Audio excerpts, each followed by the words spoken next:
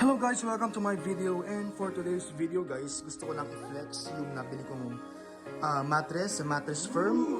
So this is a queen size memory foam. So free shipping siya, and sila na rin yung nag-assemble ng bed frame. So what's good about this bed? Ito, meron siyang controller. So pwede mo siyang iangat. So, syempre, as a nurse, alam naman natin na importante ang positioning for proper oxygenation. Diba?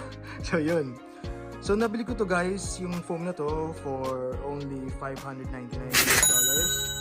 And yung nakuha ko to, or namin, meron silang ongoing promotion dahil Memorial Day yun.